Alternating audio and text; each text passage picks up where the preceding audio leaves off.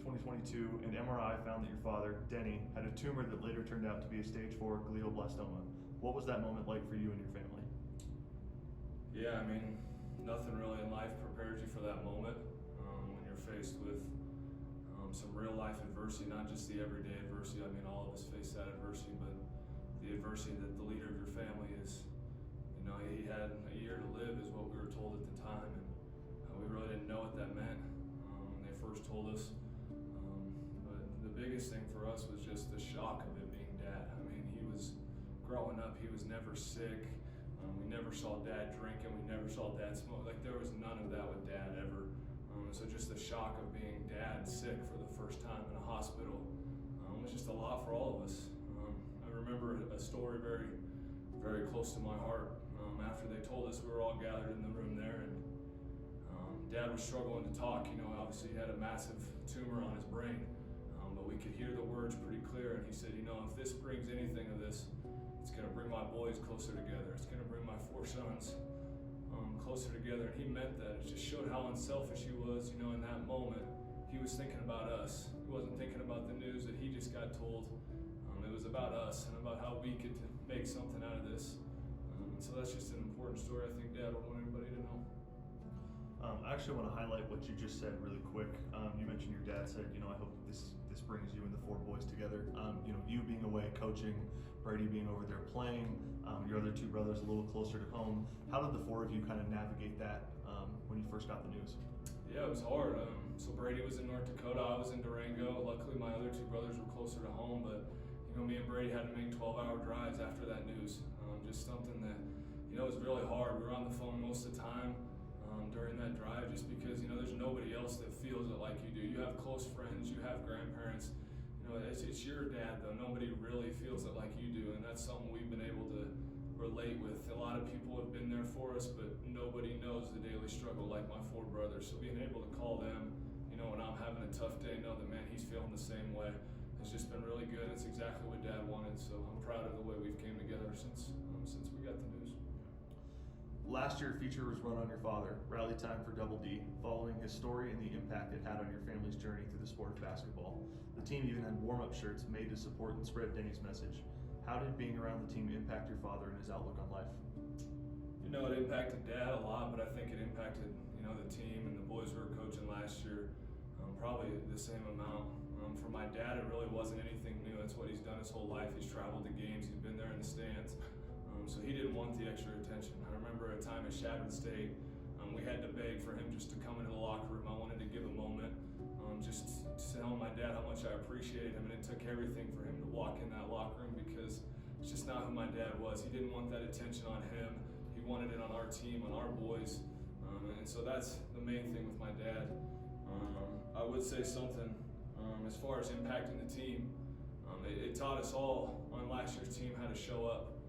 It was hard for me some days how to show up, but I think, the way that I was living my life, dealing with something at home, showed our kids that, you can go through hard things in life and you can still show up.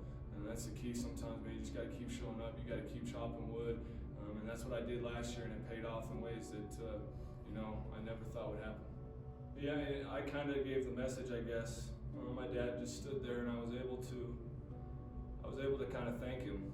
There's a lot of people that don't get to say goodbye to their dad, and they don't get to say thank you, and I did. So, as bad as cancer was on my dad, we still got to have some of those moments that I'm thankful for. I mean, I was able to tell him how much I loved him. He knows the impact he had on my life, and I think it was just important for my kids to hear the message of whether it's your dad, whether it's your wife, whether it's your kids growing up, you got to show up. And that's what my dad did. He had a lot of good qualities, but he showed up for his wife, he showed up for his kids, he showed up for his family. That was number one always with my dad. And that's something I continue to try to get to across our kids now, is you got to show up, man. I know your girlfriend's driving you crazy, whatever it is, you got to continue to show up. And I think that's a message we can continue to share. Another thing I would like to talk about is, we just talked about it to our kids today, is stop making excuses, stop complaining.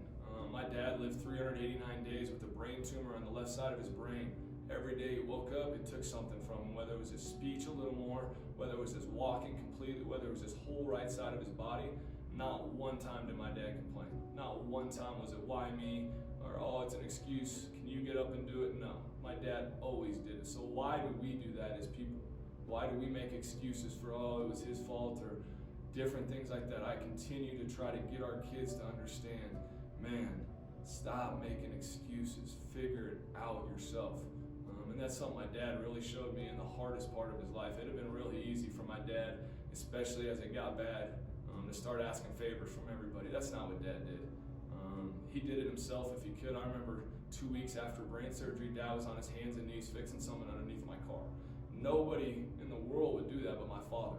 It was always, what can I do to help people? Not me. Not, oh, poor me, I have brain cancer, I'm not gonna live throughout this year. Never that. How can I impact people while I'm here? And that was something my dad did better than anybody I know. So my father, he has a huge impact on me and my family. I have 3 older brothers, and basketball has always kind of been a big part of our life, and big credit to that is my dad. Growing up, we always grew up in a gym. We were always shooting. We had a basketball hoop outside. Just playing with my brothers and my dad, like that's always just been kind of something that's always been our family is basketball. So I had 2 older brothers. The one played college basketball, and then me obviously playing college basketball here. And I mean, I can probably count on my fingers the amount of times that my dad wasn't at a game. I mean, it didn't matter where me or my older brother Drew or Ty, wherever they were playing. I mean, my dad was going to be there. And my 1 year older brother Bryce, he didn't play college basketball, but like high school games, I don't think my dad ever missed a high school game for either of us. So my dad was just always there for us in a lot of different ways. Coaches versus Cancer has been a joint program between the American Cancer Society and the National Association of Basketball Coaches for over 30 years, and has raised over $155 million for the American Cancer Society since 1993. What does this collaboration and movement mean to your family, given how close the game of basketball is? Yeah, so I mean, obviously it's not ever going to bring my dad back, but I think spreading the message through the game of basketball is a way that we can prove that nobody fights alone. My dad felt it, you know, when he turned on the TV and he saw us wearing the warm-ups. I mean, that inspired him to keep going. And nobody fights alone. It's a message that all cancer patients should hear. And I think that's one way we can keep spreading the message through basketball, is that no one fights alone, and we're going to keep fighting through this thing with you. The Coaches vs. Cancer, program,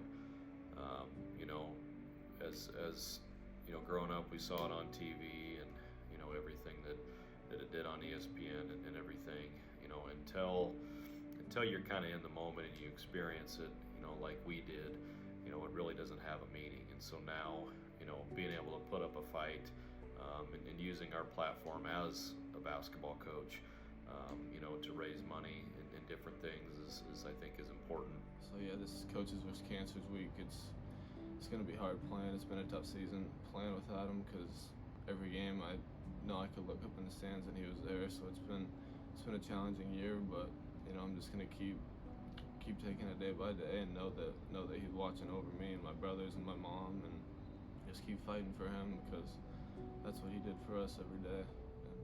There was a moment last year that I don't believe many people saw. First, you guys went into Colorado Mesa's gym, beat Black Hill State for a 3rd time, and then beat Mines to capture the RMAC Tournament Championship in your first season as an associate head coach. Afterwards, you called Denny at the top of the ladder while cutting down the net. What was that moment like for you as not only a father and son, but as a pair of coaches?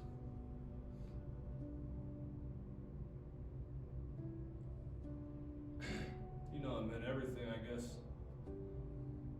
That moment with my dad, I've been working for that for my whole life, whether it was playing, coaching.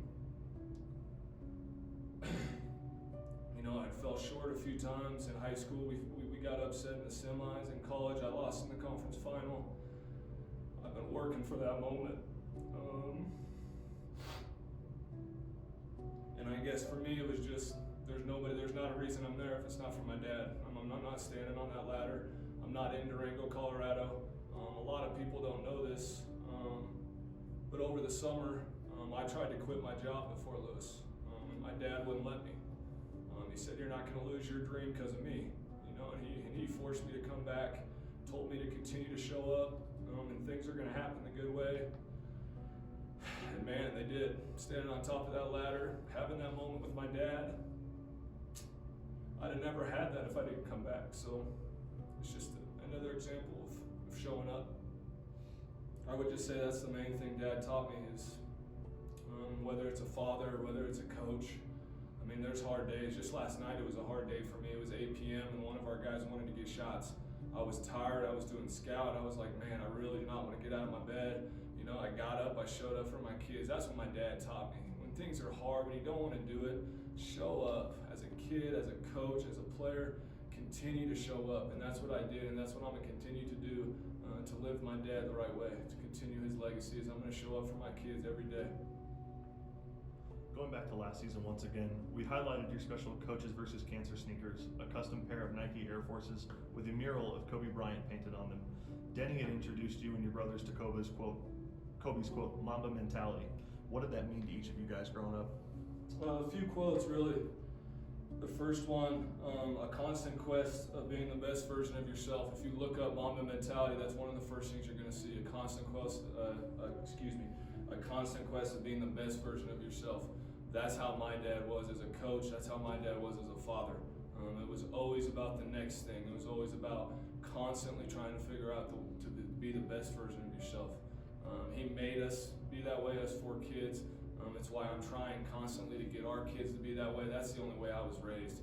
My dad, you know, he celebrated small victories, but it was always on to the next. How can you be better? How can you be better? And he required us growing up to work hard. That was the second quote. Hard work outweighs talent every time. I think Dad represented that in his life.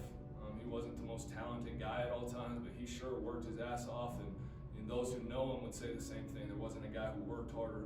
There wasn't a guy you'd rather have on your team when the ball came up because he was going to get the ball. I mean, just stuff like that. I guess for us is why the Mamba mentality has really stuck on. Later on, as me and my brother really became Kobe friends, Dad hopped on the Celtics bandwagon. I always wanted to root against us, but Dad definitely steered us in that direction growing up. He taught us why the Mamba mentality is what it is. It wasn't necessarily, you know, the making the points or all the stuff Kobe did. If you had a role on Dad's team, you were expected to fulfill that role. You were expected to star in that role, and that's something he got. You know, watching all the kids, all the players he coached, it didn't matter if you were the 8th man. If you were the 8th man on my dad's team, you felt valued, you felt your worth, and you fulfilled your role, and that's why he was able to impact so many kids. It wasn't just a star player, it wasn't just the Kobe Bryants of the world. My dad impacted everybody on the team because he understood that everybody had a role and everybody was important to the team.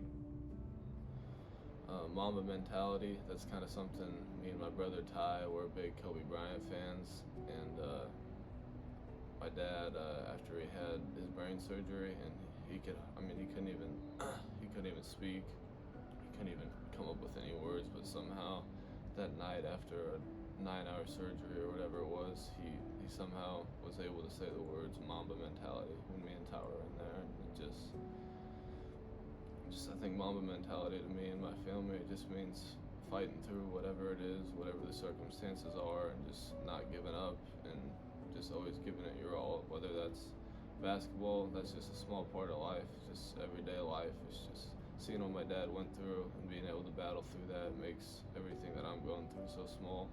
I remember when he was going through this cancer battle last year throughout my season, and we had a big game coming up.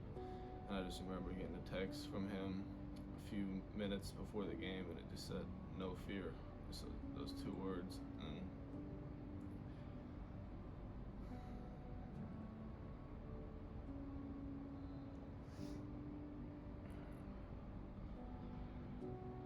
I just thought, you know,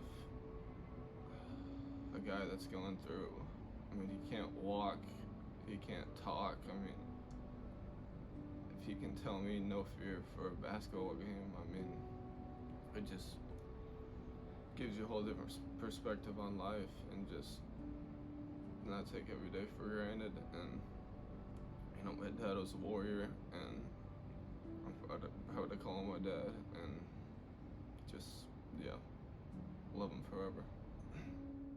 Denny had a huge impact on our York boys basketball program. As high school coaches, we were very lucky to have Denny coach his son's youth basketball teams. We knew when they would get to high school that they were going to be highly skilled.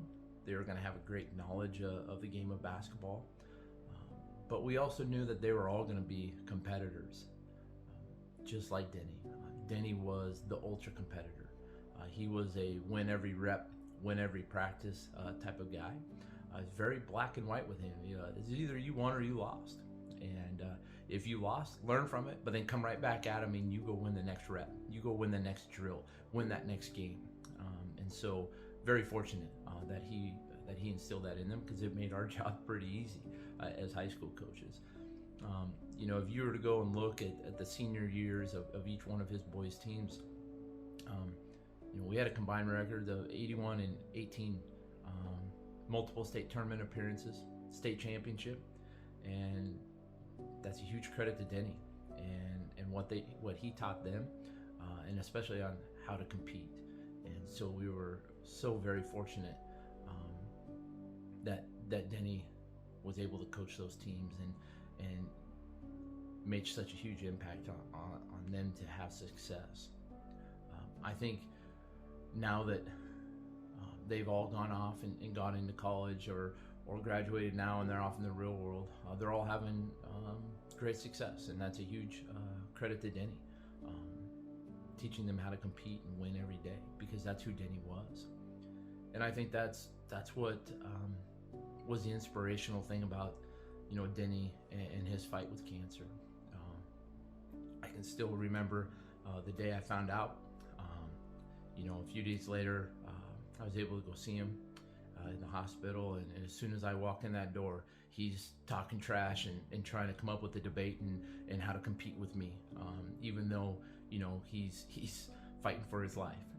But that's who Denny was, and I think that's when the doctors were giving him months to live, that was only a challenge to Denny, and for him to push that through, to go well beyond those months and that time frame that they gave him, that's who Denny was, and that provides me inspiration. That win every day, win every battle. That's who he was, and this was just a huge battle for him. And I think moving forward for me, that provides me inspiration and hope that what he did with that battle, even though it took his life, he still won. Even on that last day, he still won, because I know he's so much better off. But the biggest thing is we're so much better off here, and because of the impact that Denny's made on our community, on me, on my family. But biggest thing is his sons and the impact that he made on them. They often talk about that they wish he was still here. We all do. But with Denny, you watch Drew, you watch Ty, you watch Bryce, and you watch Brady, and he's here every day because they are him, and it's really neat to watch, because every day they're competing and they're winning every day and they're being successful, and super proud of them. You mentioned coming back and remaining here at Fort Lewis. Your younger brother Brady is capping off an outstanding 5-year playing career at the University of North Dakota. What does it mean to you to be able to continue honoring Denny through the sport you and your brothers were raised in?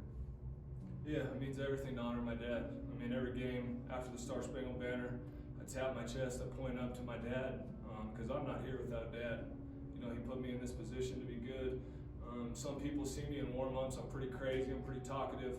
That passion is my dad's passion. I got his passion. My love for my players is the love that my dad showed for his players. So it's nothing with me, it's what my dad taught me. It's how he coached growing up, and that's the love, that's the passion that I'm going to continue in his name. So I'm going to keep being that person. I'm going to keep coaching that way, because that's how I continue the legacy my dad built. That's how I keep impacting lives. You mentioned that your necklace was a special piece that you always keep with you in a similar resemblance to your dad. Can you talk about that? Yeah, so it's got his fingerprint on it. My mom got his fingerprint shortly before he passed. and on the back it says dream big in the day he passed. And I think that dream big is pretty self-explanatory. Like I said, I wasn't going to come back to Fort Lewis, and that's the thing my dad kept saying is dream big. Don't let this kill your dreams that we started together, man. Keep chasing it. And so I think every time I'm able to touch this necklace, I'm reminded, you know, my dad's still here. He's living through me, and he's continuing the legacy that he started.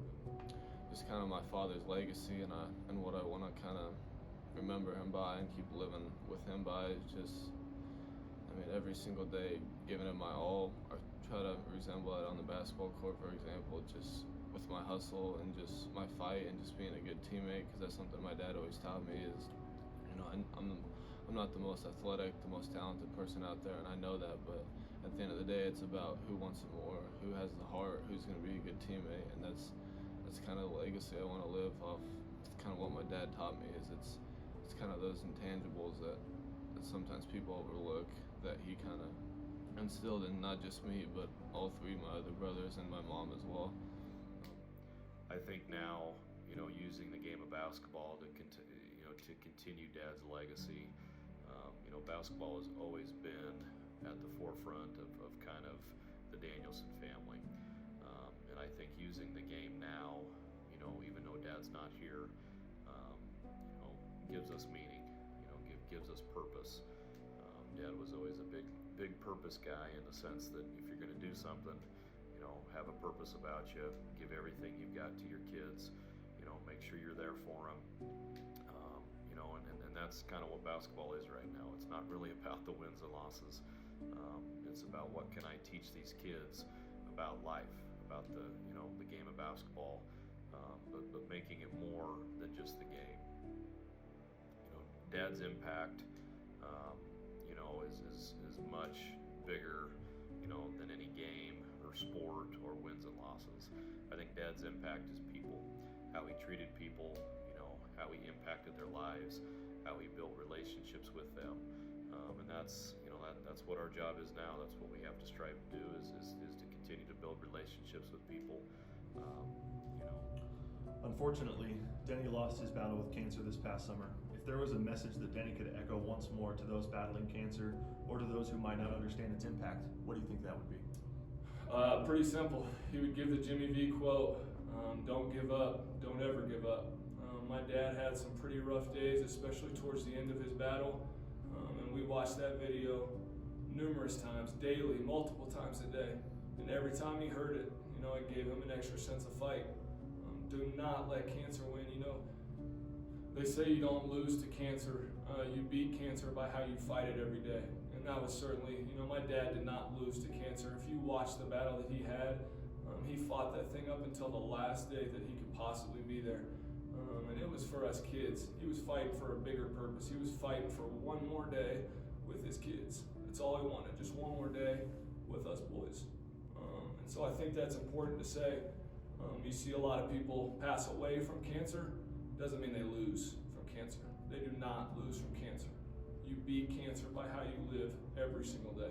And that's what my dad did. He sure beat cancer. Lastly, is there any advice you can share to those who might be battling cancer or to those who want to get involved in the fight to beat it? For those battling cancer, just be present. There's no time like the now.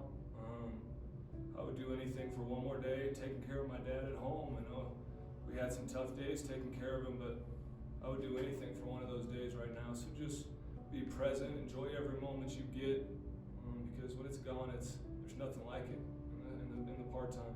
The other part I would like to add is I would like to encourage early screening. It can potentially save your life. I know cancer screening is a safe and effective way to locate early cancer, and I would encourage everybody to get screened, even if you're young, even if you don't know, get screened. You never know, it could save your life. It might not have saved my dad's life, but looking back, I think we would all get early screened if it had a small chance of saving my dad's life. So I would encourage everybody to get early screened. The other thing I would ask is to continue donating. I know my dad was very close to the Jimmy V Coaches Foundation. I know Hayden said earlier, maybe $155 million have been donated in the last 30 years. That's amazing, guys. It's not nearly enough. It's not half enough. we're losing coaches, we're losing people, young people, every day to this vicious disease. We need more research, we need more money, so we can help finding different trials and different things that can help save lives. Again, it might not save my dad's life, it might be your son, it might be your brother, who knows, but we need more research. I guess if there be any advice that I could give a family, you know, is truly spend, you know, every single day that you have, you know, as Jimmy V says, laugh, cry, think. You know, really spend everything you have, you know, with your family. You know, shoot them a text, give them a call. You know, life is too fragile. I hope Denny has provided hope and inspiration, not only to his family, but for those that he's impacted and interacted with during his life. I know he has for me. That win every day, win every rep type of mindset hopefully will inspire all of us.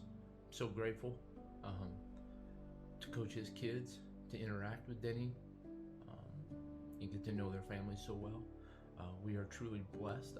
I really feel that my life is better because of Denny and his family, and just so very thankful that I had the opportunity to truly get to know him and have the opportunity for him to make an impact on me and my family. Love you guys.